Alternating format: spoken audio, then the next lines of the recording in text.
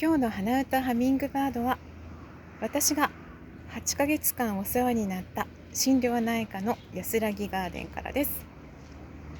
安らぎガーデンの池に映った綺麗な植え込みの木々たち、そして青空、とても気持ちがいいです。またここで元気をチャージして、ドクターとお話をしてすっきりして帰ります。ありがとう。私の第二のふるさとです。